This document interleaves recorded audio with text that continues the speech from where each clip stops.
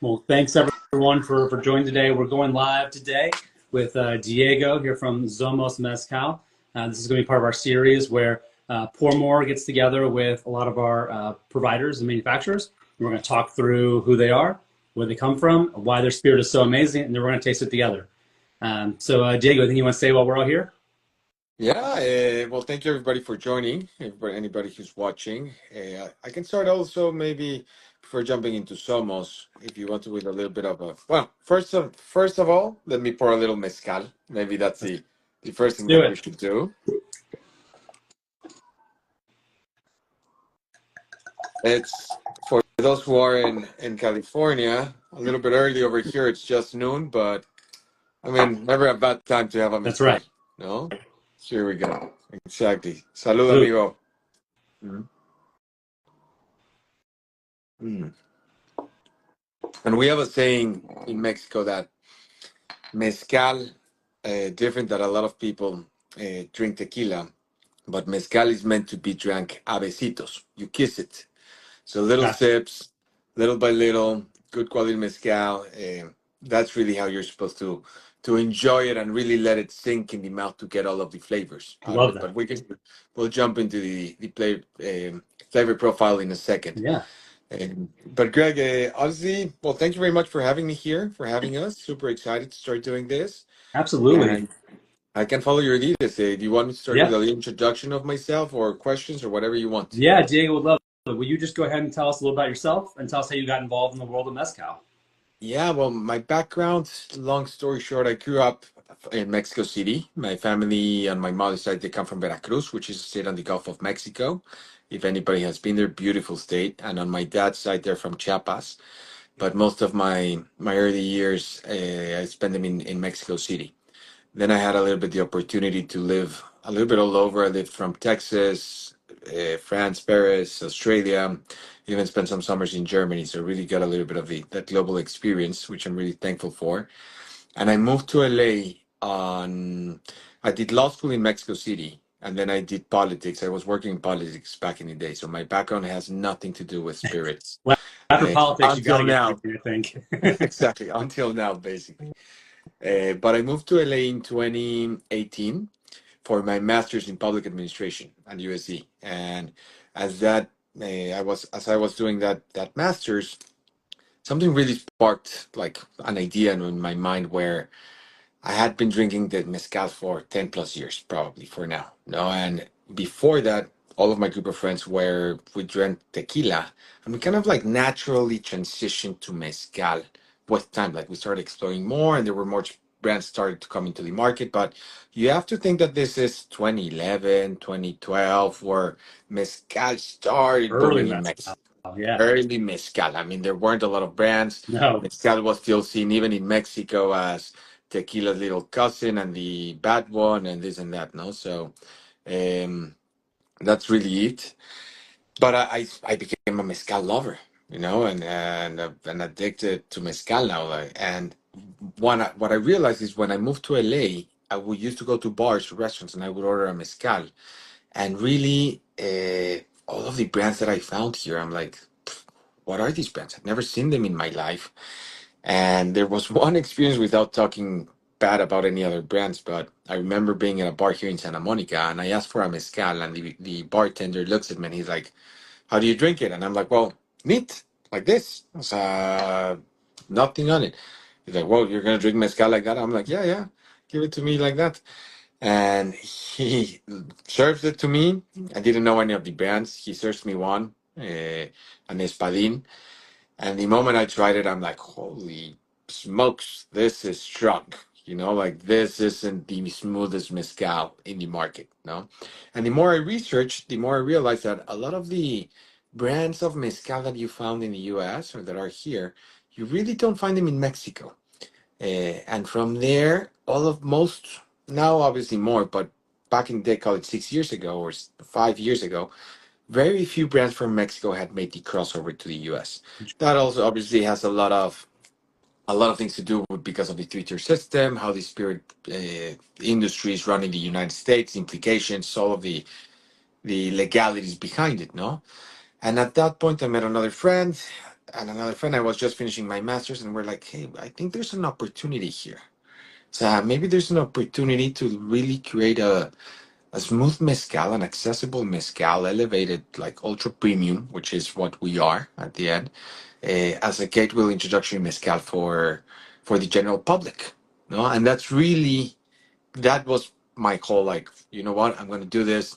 Thank you, politics. It was a great experience, great run, but I'm switching sides now, and that was really the inception of Somos with the partners how it started coming And it's together. amazing to go from, I mean, we've all been there, right? You're hanging with a bunch of friends, like, you know what, we should start our own brand. We should create our own liquor. We can do it. And so the people who take that next step and know how to take it to the next level, I mean, that is true dedication. And so, can you talk a little bit about going from 0 to 1? Like what was that? I mean, you don't have to go the whole story, but what were some of the key things you overcame to get your product off the ground? You know what, I was asked this question probably not long ago, but how hard it is to actually launch a brand, I had no idea about it. So when the project started, then I enrolled myself in another master's at USC to learn a little bit more about brand building, advertising, marketing, and all of that stuff. But we really navigated it as we went. No, so with the partners Yeah. and I, we didn't really know what we were getting into. Let's put it that way. So Yeah. we seeked advice from a friend here and from a friend there, even from the labels, the bottles. Who do we know here? Who do we know that does cases in Mexico? Everything's sourced in Mexico, by the way. And who do we? So we start calling first of all the name, the brand, the packaging. We're telling a story, which I'll jump into the name of Somos and the story right Yeah. now in a second, but really trying to put everything together. And then the hardest part of it all was really the compliance at the end. Learning the whole regulation and the 3-tier system. That's what really took some time to learn and navigate and say like, well, the 3-tier system is not that simple, but at the same time, that's why I think the industry is so attractive. Because Yeah. you kind of like you want to start everybody to your point, everybody wants to do it, but there's a lot of barriers of entry.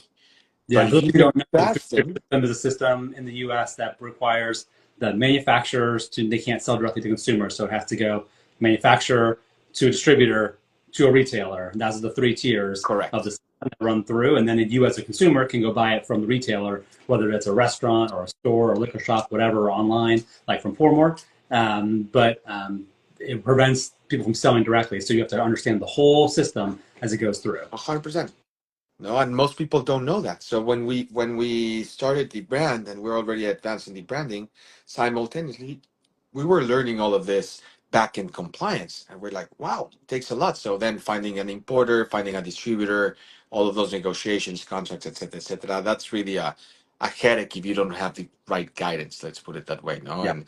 but we said like we were committed, like we had the Yeah. vision, we wanted to go, we're like, we're doing this, there's no going back, we know it's going to be a sacrifice, it's going to require a lot of efforts and sleepless nights, but we're doing it, no, like any entrepreneur does in the beginning, no. And to your question, I think the most, well, one of the most challenging things in the beginning was basically once you have the finished product in Mexico and sourced and bottled and everything, having it even delivered to the warehouse of the importer in the United States, there's still a lot of taxes and customs agents and Mhm. that it's paperwork that we're like, wow, this is a lot. So that was when we managed to get the first batch in, that was like eye-opening moment, like, ah, fantastic. But I'll tell you a funny anecdote that happened when we shipped the first batch, weren't a lot of cases or anything, but our label, as you know, it's Yeah. white and black, basically. And they were in the boxes, and with the movement of the truck and the cases, all of our labels, when we opened them and we saw the first cases, they were Oh, smushed. Like all oh, of the ink had scrambled around with the white paper. yeah. Shit, we didn't know we had to protect the labels. Wow. No. Was At that point, we the called. whole It was the was, whole batch ruined or just a few? I would say, probably 80% of the batch. Oh, Oh, it was 80%. Some of them less, some of them yeah. more. Like it was really, really like shit. It's a part of my French, but we're like, wow, this is a lot. So I called up a friend that has his tequila and some other brands in from Guadalajara. Like, dude, how do you do this? I was like, yeah, didn't you know you have to cover the labels? And I'm like, I had no idea, man. Nobody told me. So those were the little Is things. that those little like mesh sleeves that go over the bottles in transit? Is that what that is? Exactly. You Okay. usually put it like a sleeve, Yeah. or we do it. I don't know if I have one here.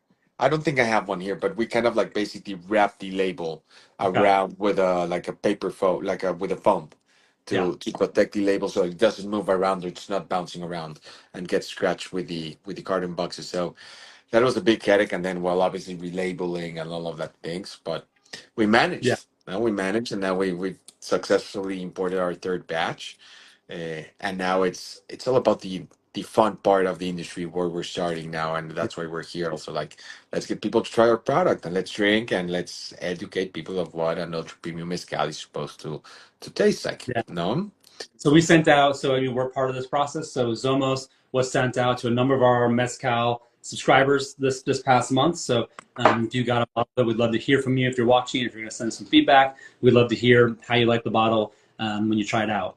So Diego, talk about the label. Can we hear about the name of the company? What does Zomos mean? Where did it come from? yeah.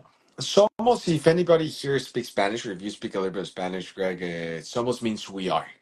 No, and we came up with the name with the co-founders and myself because we really realized going back early on where we saw that most of the brands, even across tequila also, a lot of the brands are not fully Mexican owned and fully Mexican Oh, made.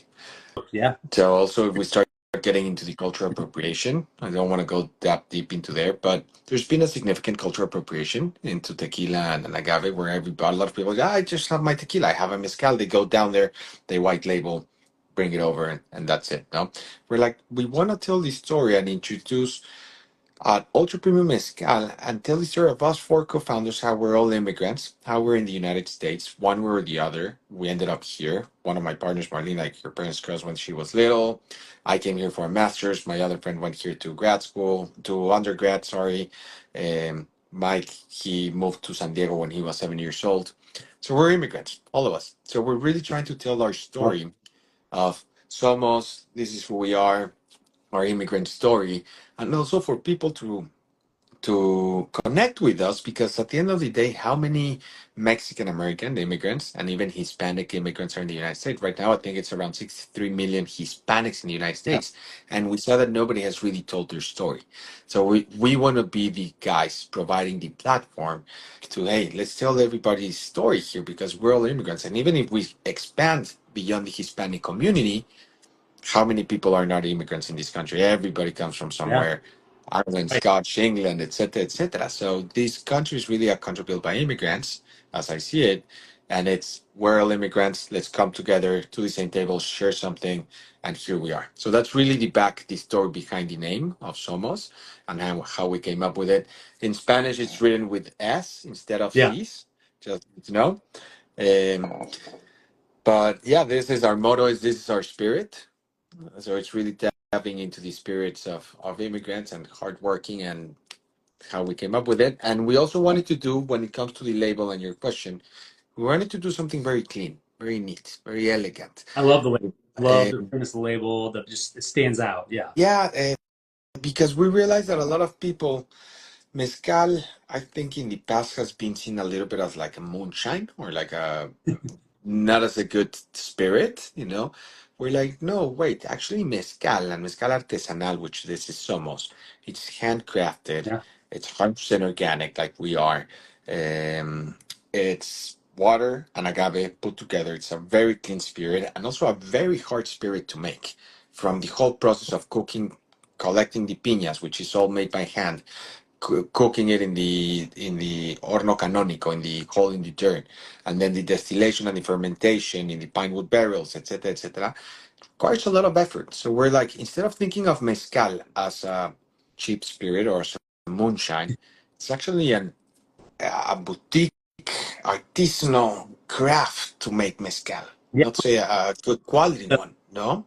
The process of making mezcal is so manual and it's so much steeped in history and culture. Done a lot of research on this platform, and I would love to know how are you balancing the handmade, the historical craft, the culture with modern production and modern needs. How do you balance that? That's the thing about mezcal and about us. Everything is handmade.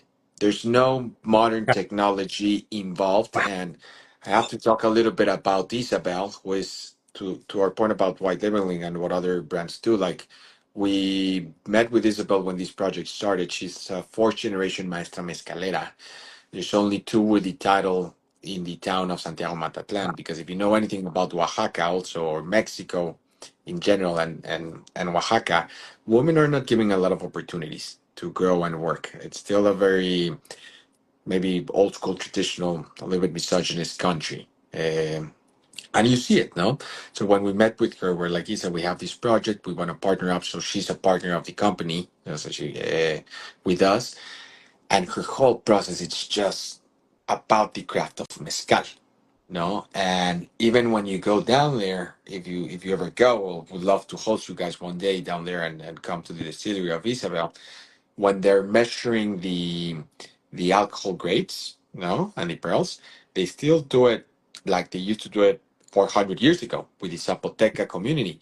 They have a jicara, and basically like a little bamboo stick where the mezcal goes through, and these guys, or Isabel and all of the maestros mezcaleros, they see the number of barrels that come through the mezcal, and that's how they measure the grades of alcohol.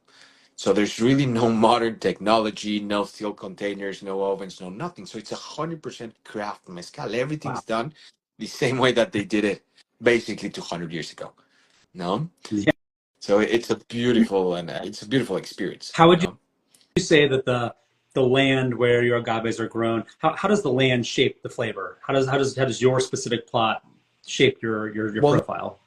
now we're getting into agaves. No, so the Santiago Matatlan Sea Valley. It's near Oaxaca City. It's a 45-minute to 1 hour drive from there, and it's the valley behind the mountain. It's the behind the city. And not sure how much you know about agaves, which I'm sure you're very much connoisseur about it. But for our audience here, um, mezcal, I compare a lot with wine, and this is a simple explanation where you can have as many varieties, blends of mezcal as you want. And there's 100 different types of agaves in Mexico. Honestly, the ones that you end up building, crafting mezcal with, are maybe 10, which are the most famous ones.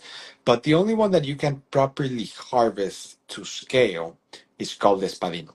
No, and it grows fantastic in the valley area. No, but then you start moving to wild agaves, which are like tobalate, pestate, madrequish, jabalí, and each type of agave, which are wild agaves, they grow naturally, so you really don't harvest them in the mountain, depending on the altitude of the mountain. One's going to be probably a higher altitude in different states of Mexico. The other one's going to be more of a lowland. The other one's going to be more into tropical area. So that affects a lot. Espadín is a valley mezcal, and the flavor of the land, to your point, it's a very rich, very rich, but very dry soil Okay. at the end of the day. No, so Oaxaca is a very dry state. You do get rains, but that's why agave grows so well. So it's not tropical at all. It's dry atmosphere. A little bit, I would say, maybe compared to California, kind of Mhm. like desert. You get some rains, but it's not fully. We were there in a month ago, 2 months ago, and it hadn't rained in a year, or A over a year? year. So over a year it hadn't rained. So you have to understand that all of that affects the plant, but there's only so few plants that can actually withhold that dryness, and agave is one of them. No, so that really has takes on the flavor. Amazing. So, um, I want to get us into the tasting in just a minute, but I would love to hear a little bit about what are you seeing in mezcal trends? You talked about, there was no, you're moving to super premium is a great move, right? Establishing the flavor, helping to tell the story. People compare mezcal to scotch so often, right? Because of the smokiness and the flavor. And I think that's why it hits people differently. People hit, they're like, oh, that's too much for me. But it's a very connoisseur's taste. You can find a really good flavor there. So, talk to us a little bit about your your tasting process because you didn't just jump in and the first thing that came out was the right one. Like how did you hone the flavor of Zomos over time? Well, we really wanted to craft, going to how the profile of Somos came in. To your point, a lot of people compare mezcal to whiskey and bourbon sometimes because of the smokiness, and it's strong, and maybe only men drink it, kind of like. And most, I've realized that most female are kind of like afraid of it. And in general, the public today, I think in the United States, doesn't really know about mezcal and what it's supposed to be. It's just starting to get out there. So we had the whole idea, the concept behind this profile was to craft a smooth mezcal, kind of like accessible for anyone who it's like an introductory mezcal, something, but without losing the essence of mezcal. I find that a lot of brands are very strong on the smokiness or very strong on the alcohol. Some of them, it's just alcohol, very light. But so that loses kind of like the essence of the terroir, of the maguey. So we really went through I don't know how many trips to Oaxaca we were doing and tasting mezcals and Isabel, one batch after the other. Like this one's too high on smoke, this one's too high on alcohol. And suddenly I think it was like the fifth or sixth batch that were like, Isa, this is what it That's has to one. taste. Like this is the one. This is what I think it's a good introduction to mezcal for kind of like the non-mezcal drinker. We kind of put it that Beautiful. way, no? And at the end of the day, I have to say it was, yes, with our guidance of the idea, but the maestra mezcalera is Isabel. Yeah. And she did came up with a little secret touch that we always say, women have this extra touch that it's beautiful that only women have. And I think that's what gave it the flavor profile that we ended up with. No? Well, that's a great entry. Should we pull up our little friends here? Let's try it. I would love to get before your before I jump into it, but I would Hmm. love to also get your thoughts on it as you smell it, as you taste it, and I can give you a little bit more of mine. Because mezcal is very unique, I would say. There's a lot of flavors that come into it. What I love about it is the smokiness, but I love that it's delicate, right? So I'm a Scotch drinker and a bourbon drinker, and sometimes it hits you and it's full body, it's strong. And what I love about mezcal, and this one in particular, it's got that sort of like it's got a nice kind of light tone to it. It's not going to punch you in the face. The smoke is 100% there. I'm getting like the apple and the citrus, like I feel the citrus coming through, and I'm struck by the smoke is there. Like it's not hidden, but it's not overpowering. It's like a nice subtle note of the smoke. So for me, it's a great. I think I love the description. Right, this is a great entryway point. It's a premium point, but an entry point for someone who's trying to get into mezcal. But I was reflecting what you were thinking, saying about some women don't like mezcal. I have found the opposite. I found a lot of women recently who, I'll try it out, and so it hits them a little hard sometimes. Other ones are like, I like this. They do Tila, can move into mezcal. In fact, one of my people who drinks the most mezcal is a friend of ours, a female, and she just loves to try different mezcal. So Love I feel like it's it. a great entryway for anybody who's trying it. But yeah, the subtle smoke and the citrus for sure is what hits me there. And then when you get into tasting, like the roasted agave, which is my favorite part about the mezcal process, is I've watched the videos of them harvesting the agave and smoking and roasting it. You can taste that coming through. You really can pull the roasted agave coming through, and that's why I was so curious about the terroir of the land. Like how that influences your agaves and how it gets into the smoke. Yeah, well, it's I'll have three things to say there, and starting from the last comment you meant, like the terroir is all natural. So it's natural yeast that comes into the open barrels of pine wood when it's distilled. So it's not we're not putting any yeast into those terroir or anything into the agave. No, so it's the natural flavor that I love. And to your point about the smokiness, I find that a lot of spirits sometimes can punch you in the Yeah. face and sometimes burn all the way down. You're like, oh, maybe I can have one and I can have two. We're like, no, no.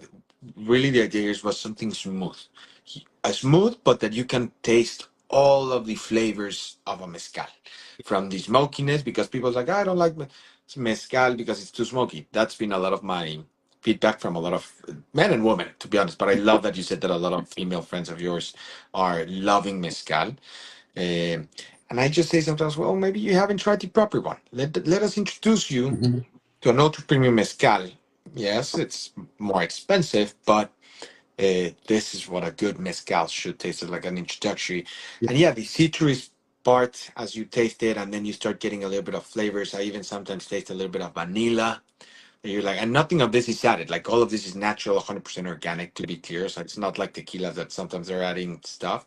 Like all of the flavor is there, and you get the lemonish, citrusy taste, but with a gentle touch of the smokiness, which I think it's the perfect balance and delivers the whole taste of the mezcal. Yeah, I No, mean, in the case of mezcal in particular, I feel like so much flavor has to come from the ingredients. In whiskey and scotch, so much flavor comes from the barrel, right? It goes in clear, and then wherever the barrel's from and where the barrel's being stored, that influences so much how the ultimate flavor comes out and how long it's stored. Because mezcal doesn't go through that process, it really is down to those core beautiful ingredients and how it delivers the final deliver. So I think it's and you know what I love also, it's not it doesn't have that long burn, right? It has like the front and it's subtle. You're not sitting there going, you know, it's really nice, and then it kind of fades, and you're like ready for the next sip, and you're ready to go. no, exactly. And don't get me wrong, I love wild agaves too, but wild agaves in general have a little bit more of that punch. And if you Ah, go to Oaxaca City, sometimes you try some mezcals that are 48, 54, 56 alcohol proof, and you're like, wow, this one, you you drink one, and then suddenly pour you feel you're gonna burst out fire, you're like, so the whole idea with this one, as I mentioned before, a friend of mine called it, which I kind of like it, but I don't like it, but I think it's a good reference for the audience, kind of like the gateway mezcal. Here, let us introduce you to a good smooth mezcal, and let us change that perspective that you have that maybe mezcal's too smoky or you don't like it. But then also for the whiskey drinkers and bourbon drinkers are like, let us show you that you can also enjoy a yeah, good mezcal, sip it the exact same way that you enjoy your whiskey or your bourbon. And even, hey, I smoke cigars, for example. I love cigars. Pair it up with a good mezcal. Gives you a little bit that boost. I love that. And the other, I love a good cigar. I have my cigars right here, and I'm like, sometimes just pop a good mezcal. And one more thing for an audience and people, because I get asked a lot, I was like, how are you supposed to drink mezcal? Which is a proper question. In Oaxaca, obviously, we need to drink it, and in Mexico, most of the time here, call it room temperature, straight Yeah, up. But I always say, what's the right way to drink mezcal? Drink it however you like it. So if you want to put a big rock inside an old-fashioned glass, drink it like yeah, that. There's nothing wrong with it. However you like it, enjoy it. You like it on cocktails, enjoy it on cocktails. Like there's no right or wrong way. No, everybody has different tastes. So that's something important to mention because some people are like, you are only supposed to drink it like this. Like, yeah, but you're drinking at 40% alcohol. So those people are just 80% serious proof. what they're doing. If you've got to do it a certain way, just too serious. Like alcohol is meant to be enjoyed with friends, or by yourself, and responsibly. And you know, if you need to put ice in it, if you want to make it into a cocktail, like you bring it together. I love that. It's a good mentality of like just meet the alcohol where you need to be. Like you know, sometimes you got a day and you want to go right for it and see how it is. Other days you want to kind of experiment and see where it can go. I've gotten into summertime, so we're doing more kind of cookouts, and I got a smoker recently, so I've been like, what could I make with this? And I saw a recipe for smoked pineapple, and I Mm. feel like it would pair really well with like a smoked pineapple kind of a dish on the side, and maybe like a pulled pork with it kind of as well. Oh, I feel like the flavors would really play well together. super nice. I love that idea. And with pineapple, it pairs fantastic. In Mexico, we do a lot of fresh waters, agua fresca, it's called. Okay. And it's really, most of it comes from like tropical fruits, pineapple, watermelon, Yeah, hibiscus. And that goes fantastic mixed with mezcal. Like even if you do a little cocktail with that, it's just the fresh water, hibiscus, you boil it a little bit, or cucumber and mint, whatever, like a good yeah, lemonade, no yeah. additives, and a little bit of mezcal. It goes nicely. Now, you have to mention, like, we are a $65 bottle of mezcal, so you don't want to always be mixing it, but if you can and you want to do it, be my guest. Like, I don't mind. So I love mixing. Sometimes I even mix this one. But it really comes to what you like. And like you said it, which I think was fantastic. Let the alcohol meet you and your likes and your needs. And depending on the day, every day you're craving might be craving something That's right. different. No? Right. So you've launched the Prime label as the entry point. Do you guys have plans to think about other extensions or one-offs or specials? We do. We do have a couple of ideas in the, they're all Yeah. ideas, so don't hold to any of the build business plan. But we do want to start getting into next year to some wild agaves, something a little bit more uh, exotic, maybe for the consumer. Like we did With a tasting, and, and we're already and the working on the. toll and other things like that. Like where does that land? No, not necessarily sotol or other agave spirits, but more on Okay. mezcal, but wild agaves. Got So we went and we actually did a tasting right now with all the partners to Oaxaca, and we tried some of the tepestates that we're already working on the flavor profile, the jabali. Like for example, jabali is a little bit more. I would compare it more to bourbon even more because it's stronger, more earthy. It's a little bit strong for the palate, but really lightly. And Tempestaste is much fresh. It's like herbs and citrus, like even more than this one. So we're thinking of turning to that part of our wild agaves for next year. No, really go into that extension. We'll got let you know. We'll get you a couple of bottles for sure, and for our yeah. audience to try them up. So that's the whole idea. Perfect. And no. Um, and what else, sir? Well, super happy for our audience that's here. Thank you for very Yeah, much thanks everyone for joining. If joining. I know anybody has, Alex Lopez says he was here having one with us. So we'll invite you next time, Alex. And yeah, so Diego, anything else you wanna share about your heritage, your brand before we call it a day? no, no. Well, actually, there is something important that I wanted to mention. We're doing a tasting right now on Up Rocks, the magazine. Anybody who knows it, Okay. it's a very big one. They actually got an article out there, and they did a blind tasting. A lot of brands, and the writer uh, really quotes us very nicely. But we won best mezcal on the blind tasting. So, and we also won double gold medal at Oh the wow, San Francisco Wine and Spirits Award competition this year, 2024. And that's a last year big we one. also won Yeah, a new award. So don't take me for my word. I would say just try it. yeah, There's other people affirming what I think we produce, that it's a good quality mezcal, and please go buy it. I mean, amazing. you have here the number one place that you can buy it. That's So right. it's the online region. So please help us out, support, and happy for everybody to meet us in this journey. Perfect. Well, thank you, Diego. And before we go, we are starting our giveaway. We are going to give away a bottle of the whiskey. So it's a Legent Yamazaki. It's their rare cask in the next 2 weeks. So comment Legent below, Legent, and we'll send you the link to sign up, or you can find it on our profile today. And then again, go find those Zomoz, look it up, go find it. If you're a subscriber of ours, you would have already gotten it. But we'll send some links around so you can find it as well. But Diego, thank you for everything. We really appreciate it. Thank you all for joining and watching, and we'll see you all out there. Thank you, Bye. everyone. Ciao.